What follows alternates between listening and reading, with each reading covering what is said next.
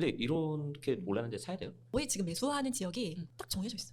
주담대 자체가 안 나올 수도 있어요. 맞아요. 서울 집값 미쳤더라고요. 서울집값 너무 많이 올랐지. 아니 너무 빠른 거 아니에요? 완전 지금? 빨라. 어게인 2017. 아니 근데 왜 이렇게 빠른 거예요 이렇게? 계좌도 안 열리던데요. 보니까. 아니 현 정부에서는 음. 아직 아무 액션도 안 했어. 근데 진보 정권이 들어서면은 집값이 오른다라는 이런 학습 효과가 있기 때문에 왜 오르지? 그런 심리가 지금 굉장히 많이 작용하고 아니 있는 것 거기다가 같아요. 본인이 약속을 하셨잖아요. 물론 이제 시행 여부는 봐야 그치. 되는데 뭐 세금으로 잡지 않겠다. 그럼 대출로 때려잡겠네요. 네, 그 이제 좀 두고 봐야 될 것 같아요. 네. 네. 근데 되게 빨랐던 게 선거 이후가 아니라 그 전주도 되게 급했는데. 맞아요. 그 전주. 맞아요.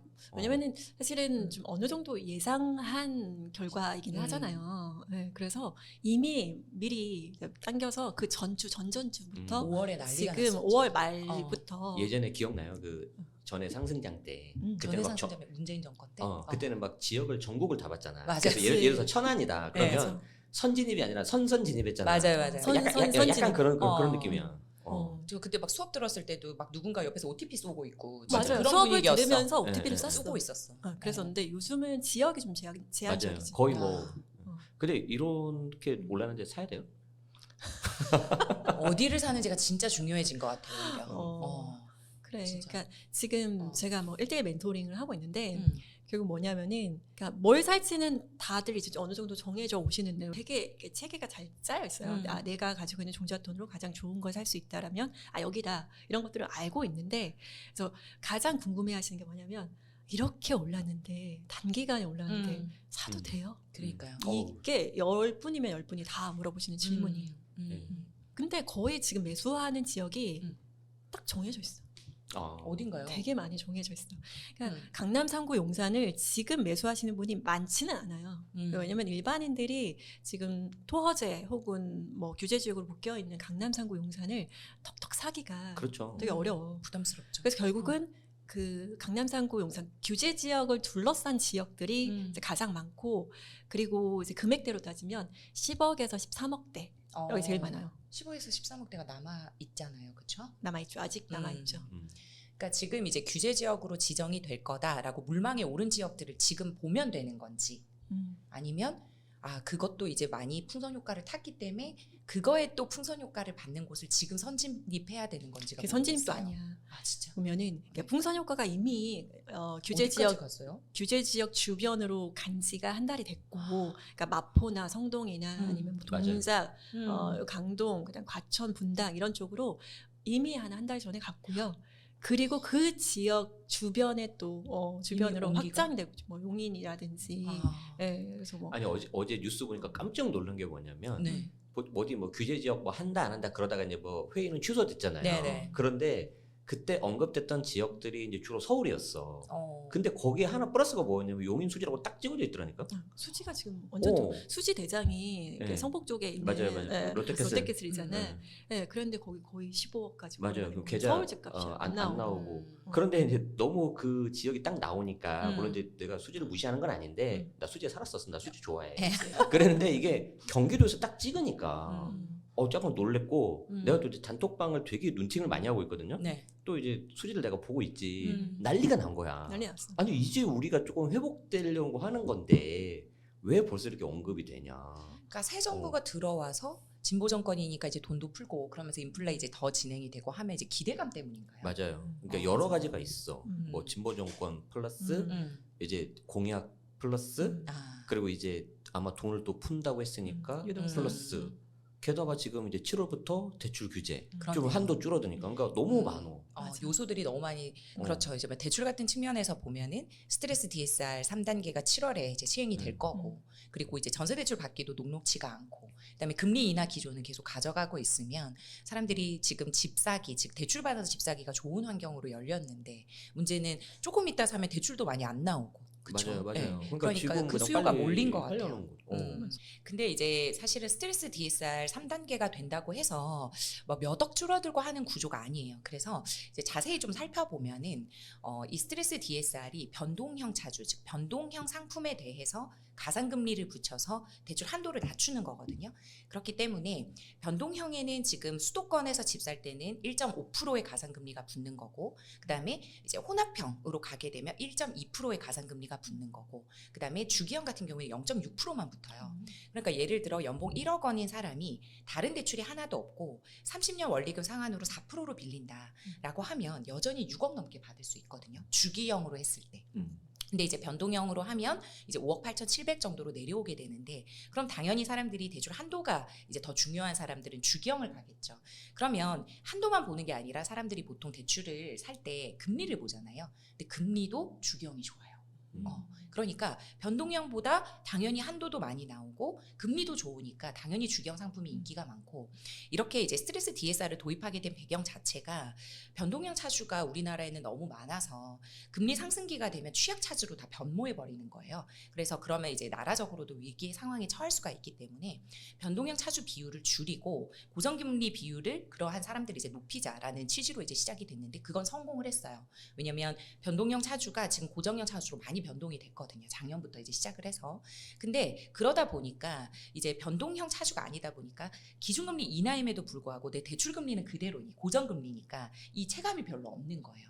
그러면 이제 체감이 있는 사람들은 뭐 신용대출이라든지 기타 대출이라든지 사업자 대출, 이런 분들이 이제 좀 체감을 받게 되는데, 문제는 신용대출도 스트레스 DSR 3단계가 되면 지금보다는 줄어듭니다. 근데 그게 또 몇천 줄어드는 건 아니고 한 100에서 400만 원 정도 줄어드는 형국이고, 그 다음에 이제 기준금리 인하의 기조가 가면서 가상금리가 붙으면 사실 큰 효과, 즉 대출 한도를 많이 줄이는 효과는 차치되기 때문에 사람들도 이미 그걸 알고 있어요.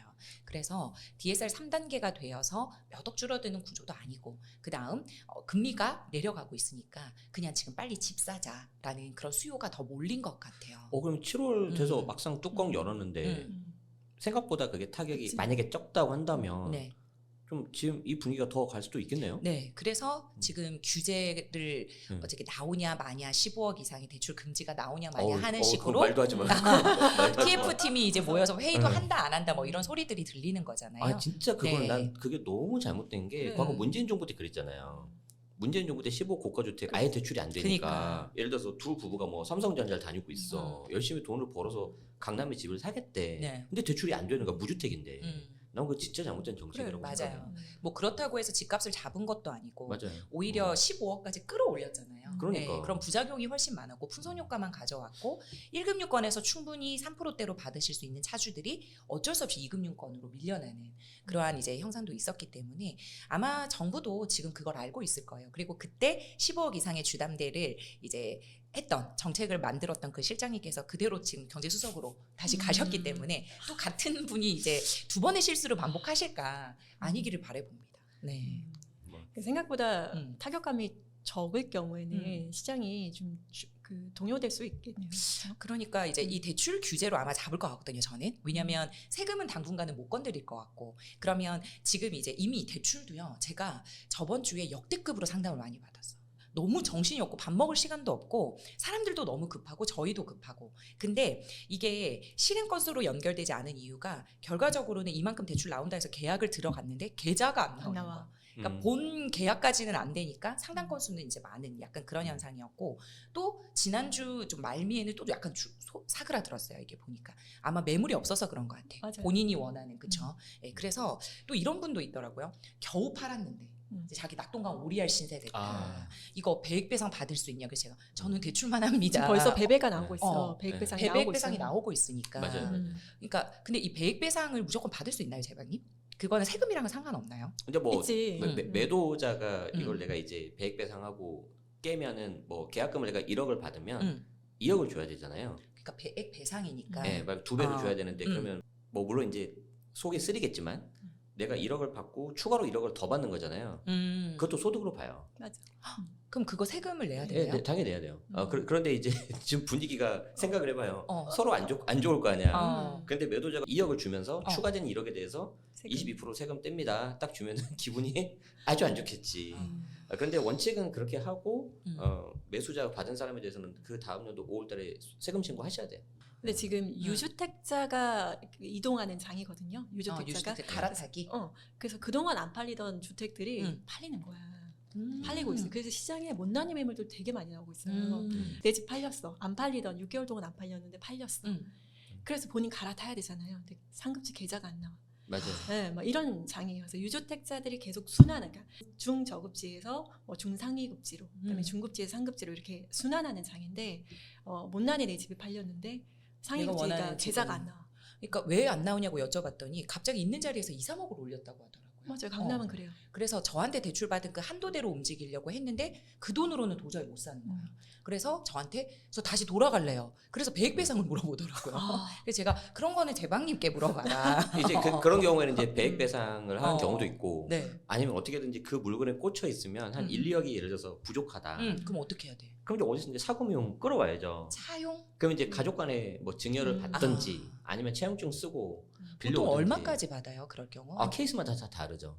그런데 이제 보통은 우리가 이제 뭐 채용증 쓰면 뭐 무이자 얼마까지 되고 2억까지 되고 뭐 이런 거 있는데 네. 저는 그냥 금액 상관없이 그냥 이자 조금씩이라도 드리고 나중에 다 상환하고 증빙 다 남겨야 된다. 그래서 일부는 증여, 일부는 차용 이렇게 가는 게 좀 괜찮아요. 섞어서. 그렇구나. 그래서 지금 상승장이잖아요. 이럴 때는 네이버 매물이 거의 그 앞에 깔려 있는 매물들은 허위 매물. 예, 되게 거의 의미가 없어요. 그 매물은. 그래서 예를 들면은 거의 뭐 20억대나 30억대 아파트 같은 경우에는 직전 거래가 25억이었어. 뭐 직전 거래가 3월이었다라고 했을 경우에 네이버에는 23억대가 이렇게 쫙 나오거든요. 근데 현장에는 30억이야. 이런 그렇게 식이죠. 억 단위로 차이가 나나요? 진짜로? 그럼 5억씩 차이는. 그럼요. 예전에는 사실 개포나 1,000만 원 단위로 차이가 났는데 개포나 잠실 같은 경우에는 이제 네이버 최저가 매물을 보고 가시면은 진짜 당황하세요. 그래서 네이버 최저가 매물로 맞춰서 대출 계획이랑 자금 계획을 세웠는데 현장에 가보니까 물건도 뭐 3,000세대에 뭐 한 세대, 3,000세대 두 세대 이런 식으로 있으니까. 물론 이제 지역마다 다르죠. 맞아. 지역마다 상품마다 되게 달라요. 그리고 서울에 지금 중하위 급지까지 예를 들면 직전 거래가 10억 5천인데 현재 거래는 뭐 11억 5천이야. 이런 식으로 1억씩 뛰는 이렇게 상승장에 갈아탈 때 좀 조심해야 될 부분이 있어요.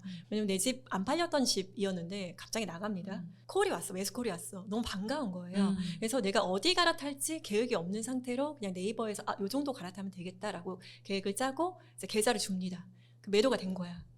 그러고 나서 이제 알아봐야지 했을 때 내가 판 집보다 더 좋은 집을 못 갈아탈 수가 있어요. 그렇죠.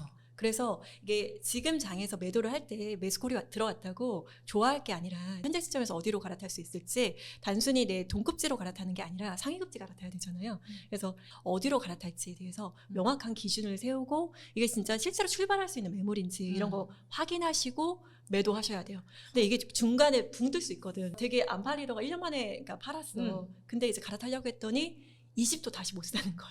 20도 또 올라. 잘못하면. 그럴 수가 있습니다. 이 어떤 타이밍을 잘 잡아야 되고 이제 갈아타실 분, 그러니까 매도 내놓으신 분들은 이제 어디로 갈아탈지 그래서 이게 약간 영원한 테마인데 내가 집이 하나가 있어. 근데 이쪽으로 갈아타고 싶어. 그럼 내가 살 집을 먼저 사야 되냐? 아니면 내가 집을 먼저 팔아야 되냐? 이거 항상 닭이냐 달걀이냐. 여기에 대해서 답을 좀 주세요. 일단 지금 장에서는 일단 선계약도 좀 의미 있다. 매수 쪽으로? 매수 쪽으로. 이게 사실 되게 위험할 수 있거든요. 대출에선 위험해요. 근데 이것도 상품마다 달라요. 왜냐하면 내 집이 뭐 서울 신축 대단지냐 그도 아니고 내가 뭐 25년차 구축의 뭐 못난이냐 이런 거에 따라 좀 다릅니다. 그래서 잘 팔리는 네임드 아파트들은 좀 내가 이거를 매도하고 갈아타겠다라고 했을 때 선매수도 가능해요.